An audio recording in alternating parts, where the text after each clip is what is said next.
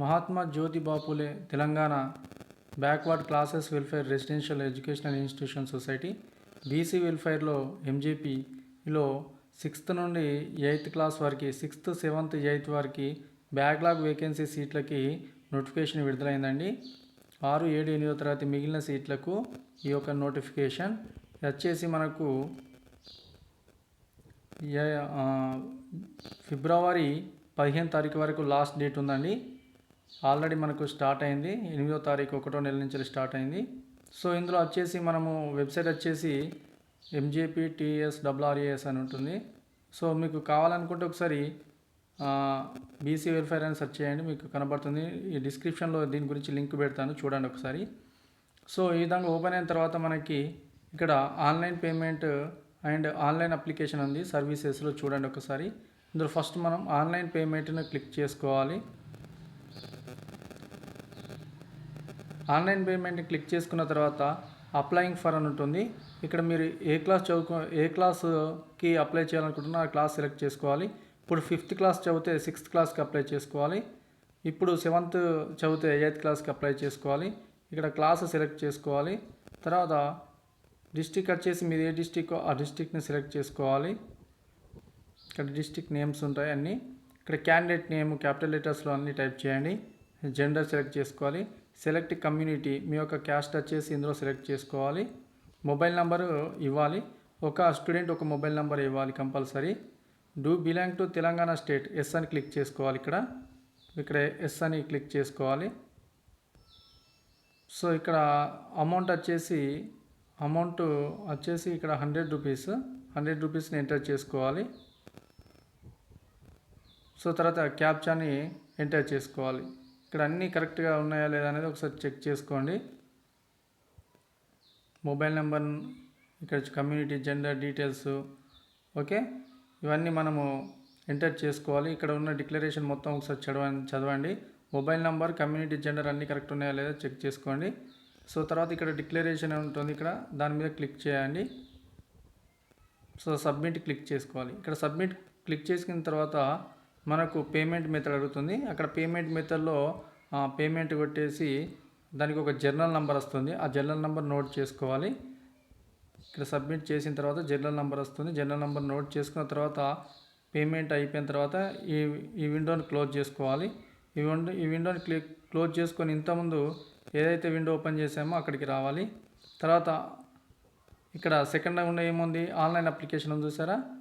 So online application click చేసుకోవాలి payment complete అయిన తర్వాత. ఇక్కడ చూడండి, ఇక్కడ మీకు కావాలంటే డీటెయిల్స్ చదవండి. After payment of fee using payment gateway on are before 15 candidate has to visit the website on are before 15. Okay, అది కంప్లీట్ చేసుకున్న తర్వాత ఇది మనం ఎంటర్ చేసుకోవాలి. ఇక్కడ జనరల్ నెంబర్ మీకు వచ్చేస్తుంది పేమెంట్ అయిపోయిన తర్వాత. ఇక్కడ చూడండి, generated at payment gateway after payment అని ఉంది. సో డేట్ ఆఫ్ పేమెంట్ అవన్నీ ఎంటర్ చేయాలి, ఎప్పుడు పేమెంట్ చేశారనేది. డేట్ ఆఫ్ బర్త్ ఎంటర్ చేసుకోవాలి. సో ఇక్కడ వచ్చేసి ఇక్కడ ఫోటో, మీ యొక్క ఫోటో సిగ్నేచర్ని 2 కంబైన్డ్ ఉన్నదాన్ని వాటిని మనము అప్లోడ్ చేసుకోవాలి. చూడండి 3.5 సెంటీమీటర్స్ ఉండాలి ఈ విధంగా. అవన్నీ ఏ విధంగా ఉందో ఆ విధంగా సెలెక్ట్ చేసుకోవాలి.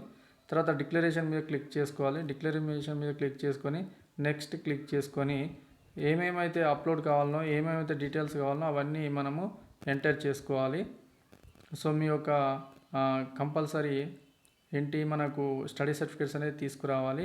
దీని గురించి పూర్తిగా మీకు నోటిఫికేషన్ కావాలంటే మనకు ఇది ఓపెన్ చేయడంతో స్టార్టింగ్లో నోటిఫికేషన్ వచ్చేస్తుంది. దాన్ని క్లిక్ చేసుకొని ఒక PDF వచ్చేస్తుంది.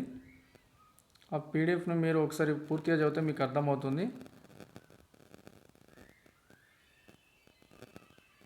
ఇక్కడ చూడండి PDF ఓపెన్ అవుతుంది.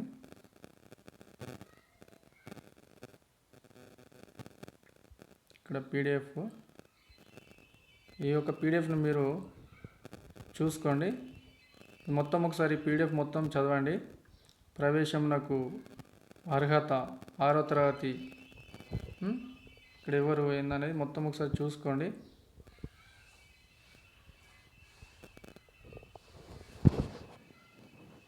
ఇక్కడ 6వ తరగతి ప్రవేశంను కోరు విద్యార్థులు 5వ తరగతి చదివి ఉండాలి. సో 7వ తరగతి ప్రవేశం కోరు విద్యార్థులు 6వ తరగతి చదివి ఉండాలి. సో ఇవన్నీ మనము చూసుకోండి ఒకసారి.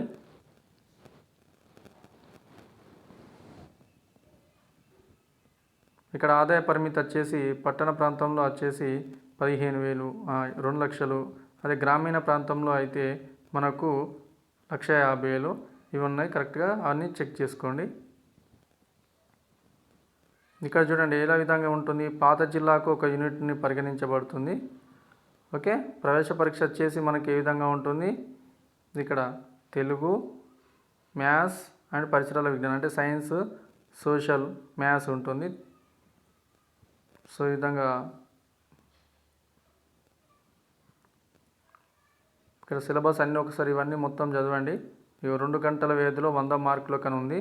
తెలుగు వచ్చేసి 15 మార్క్స్, లెక్కలు 30 మార్క్స్, సామాన్య శాస్త్రం 15, సాంఘిక శాస్త్రం 15, ఇంగ్లీష్లో 25 మార్క్స్ అని ఉన్నాయి. అన్నీ ఆబ్జెక్టివ్ టైప్లో ఉంటుంది. హోంవర్క్ షీట్ ఉంటుంది. ఓకే, ఇవన్నీ మీరు అన్నీ చెక్ చేసుకోండి. ప్రశ్నపత్రం వచ్చేసి తెలుగు మరియు ఇంగ్లీష్లో ఉంటుంది. సో ఏ విధంగా రిజర్వేషన్ ఉంటుంది అనేది ఇక్కడ చూడండి మీరు. ఇక్కడ రిజర్వేషన్ వచ్చేసి చూడండి ఒకసారి.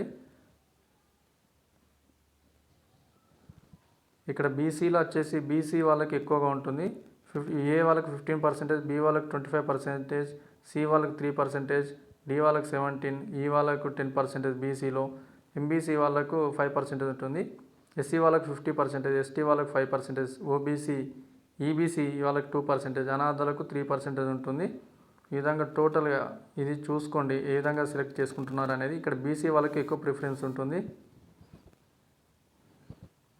ఇక్కడ ఇది మొత్తం ఒకసారి చదవండి. ఇక్కడ వెబ్సైట్ వచ్చేసి ఇక్కడ కరెక్ట్ చూడండి ఇంత ఉంది వెబ్సైట్ mjptbcwris.telangana.government.in. ఓకే, హాల్ టికెట్లు వచ్చేసి మనకు ఈ హాల్ టికెట్ నెంబర్లు ఈ వెబ్సైట్లో ఉంటాయి. 23 తారీఖు 2వ నెల 2020 నాటికి ఉంచబడతాయి. ఓకేనా. అడ్మిషన్ల ప్రక్రియ 30 తారీఖు 7వ నెల 2024తో ముగియబడును.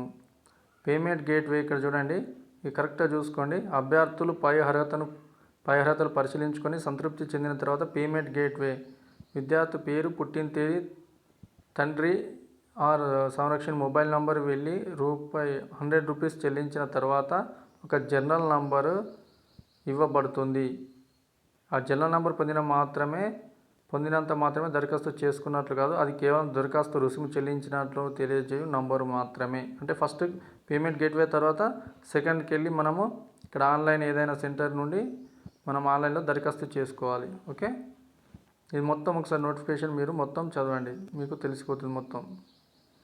దరఖాస్తు చేయడానికి అభ్యర్థి వద్ద ఇక్కడ చూడండి ఏమేమి కావాలి.